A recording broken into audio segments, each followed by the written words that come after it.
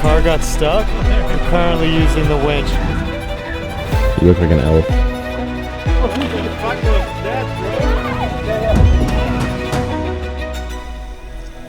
This probably needs some explaining, because if you're wondering how we ended up in the middle of Mongolia smoking cigarettes with an eagle hunter, trust me, we were wondering the same thing. So, let me back up a few steps. 2 weeks before this moment, I was trying to pick a place to document something different, somewhere people don't know much about. Naturally, we did what any responsible people would do.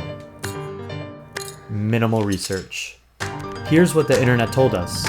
No service outside the city, roads barely exist, and if you don't have local knowledge, good luck. We probably should have been worried, but honestly, it felt right. But after a few emails, a local guide company agreed to take us under their wing. And with 2 weeks' notice, we packed up and went on our way. And that's how the mission began. This is me, Mateo, chronic overplanner, except on this trip, where nothing was exactly planned. I travel with one pair of white Converse and insist that they're fine for any terrain. I was also the designated communicator and pretended I knew what was going on. I don't know what they're saying. And this is James, also a filmmaker from San Diego. Technically. He's been living out of suitcases for the past year. He flew in straight from Bali, zero planning, no idea what he was walking into. This is Felix, also known as Flizzy. German by origin, met James and I in Switzerland, which is where this little trio was officially born. He's also vegan, which, going into Mongolia, was a pretty big question mark. This is Manda, our main guy. Translator, guide, cultural encyclopedia, and unofficial fourth member of the crew. This is Baska, our driver. Not just any driver. Mechanic in the off-season, motocross racer with his brother, and a man whose favorite movie is Fast and Furious. And finally, this is Hoshi, our second driver. Equally unhinged behind the wheel. Before driving trucks and guiding tours, he was a music teacher. Quiet, but sharp. The wild card in the convoy. That's our team. 3 friends flying halfway across the world to figure out one simple question. What the hell is in Mongolia? Day 1. It is freaking pouring rain. Oh, my camera's getting soaked. We're about to head out on a 6-hour drive out to the dunes, the Gobi Desert. We'll see how that goes. The trip started exactly how you'd expect when you book a last-minute expedition across Mongolia. Rain, mud, and a drive that answered every question we had about the roads. At this point, morale was questionable, but somehow, right as we rolled up to the dunes, the sky opened up like Mongolia was giving us a second chance. We immediately got to work, and admittedly, immediately ignored the part where we were supposed to be back before dark. I try to go this way to get the shot. But the stoke was high as we checked off the first thing on the list of places to see, the Gobi Desert, one of the many things you can see in Mongolia.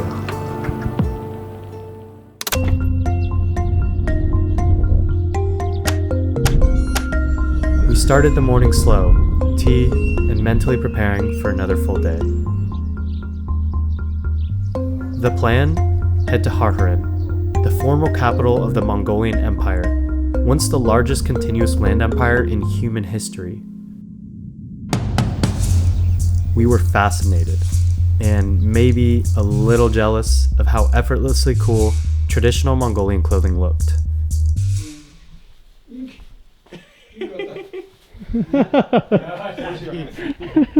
How do I look? Good?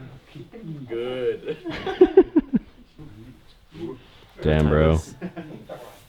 You look like an elf. Once we were properly fitted, we hit the town.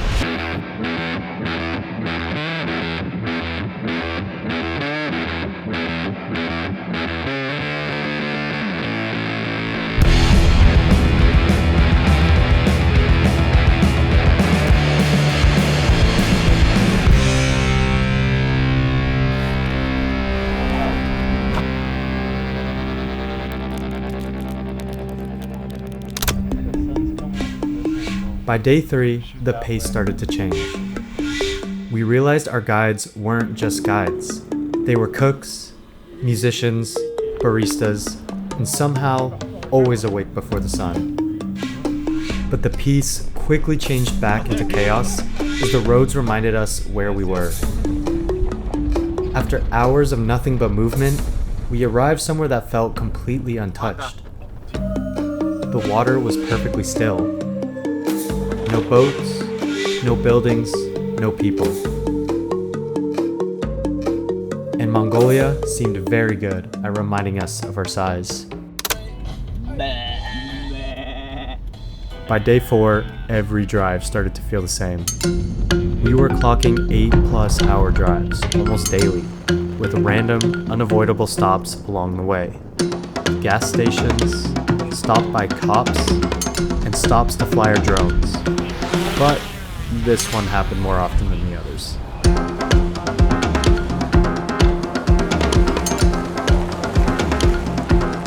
And not to mention the lunch stops in some of the most random places.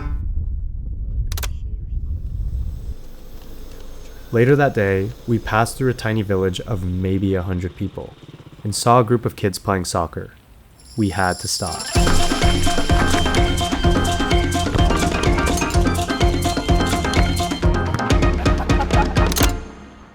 After a full night's rest, we prepared for 2 of the biggest days of the entire trip.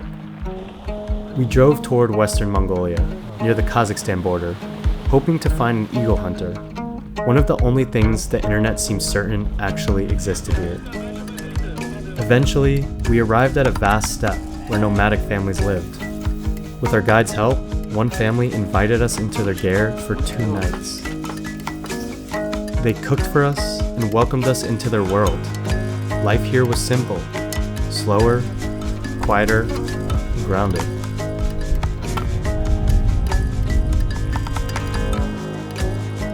Even though we didn't share a language, we still connected.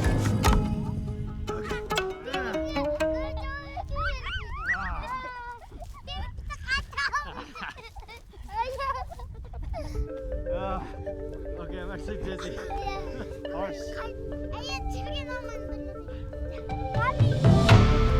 We ended the night slowly, watching the sun melt into the horizon, before sleeping in a ger under the stars.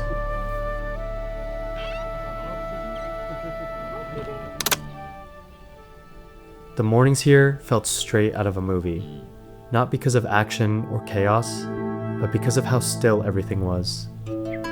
Complete silence, except for the wind, the animals, and the occasional guest.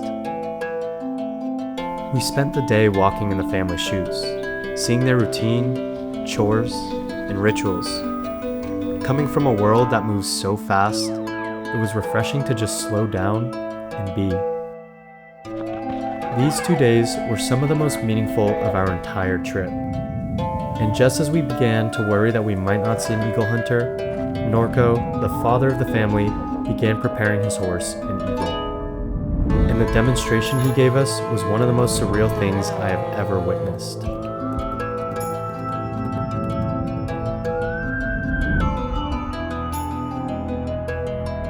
Let's go.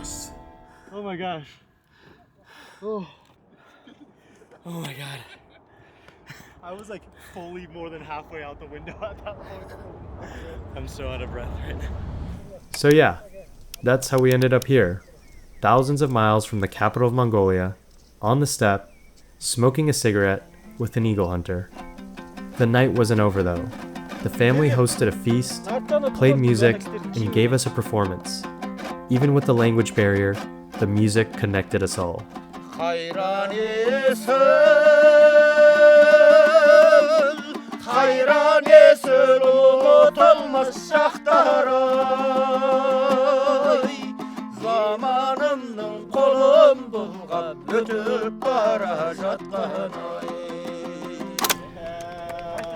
Alright, so this is where we slept last night. We got about 15 seconds into our drive before our car got stuck. We're currently using the winch. I say we, but our guides are using the winch to pull us out right now. Just as you'd expect, we had another long drive. I tried sleeping, but roads weren't really a thing here. Hey, Mateo. Hey. Apparently we're lost, which I didn't know that, which is why we pulled over, so that we can get some directions and get out of here. Oh, and now they're getting in the cars. By now, we were deep in the Altai Mountains, near the Chinese border. The mission, Baga Turgan Waterfall, one of Mongolia's hidden gems.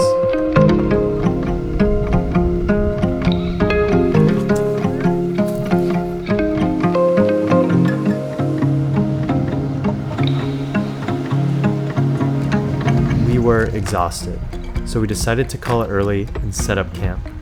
And naturally, with no service, we entertained ourselves the only way we knew how.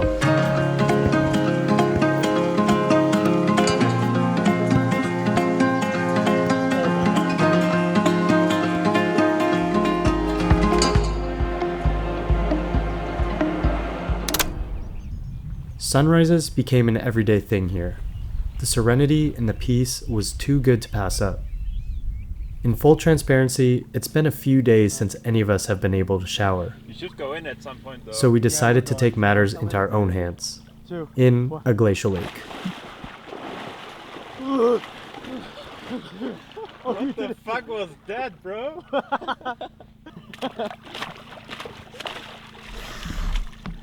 Okay, my face is freezing. After showering, or if you even want to call it that, we packed up and, you guessed it, hit the road. This drive, however, happened to be one of the longest but most scenic drives I've ever been on. We drove up nearly 5,000 feet in elevation gain from where we started and quickly realized the stark differences in scenery. To think that we started this journey in a harsh desert and ended up here was pretty crazy. That's cool.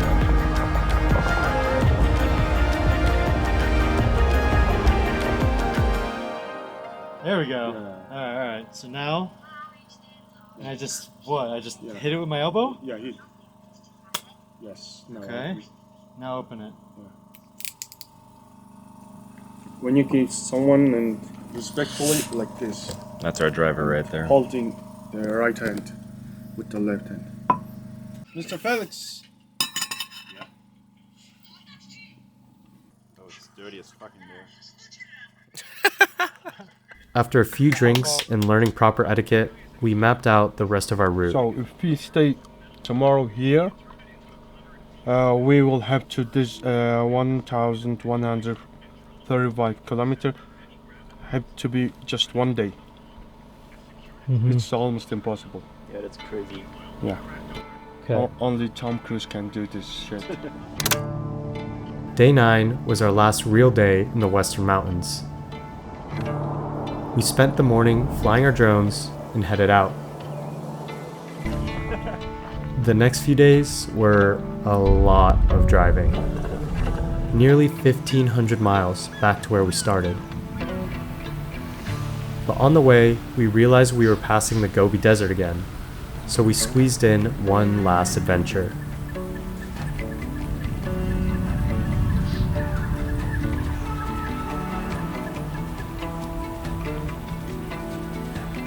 There we go, turning. Let's go! Hey Felix, point it to your face.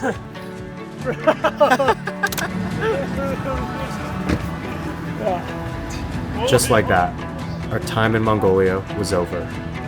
We said goodbye to our guides, which hit way harder than any of us expected. 14 days with them, language barrier and all, created a bond we didn't see coming. We came here trying to figure out what the deal was with Mongolia, with almost no expectations. Yes, we found insane landscapes, deserts, plains, mountains, rivers, but we found much more than that. We found connection, culture, stillness, a simple way of life. So if you're still wondering, that is what the hell is in Mongolia. We outside, baby. Altai National Park. Look at that. With the Herder Garden.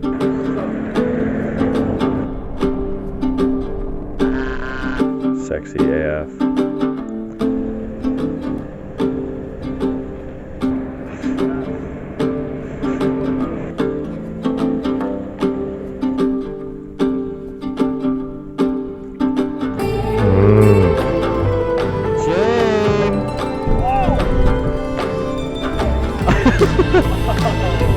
Hey, buddy.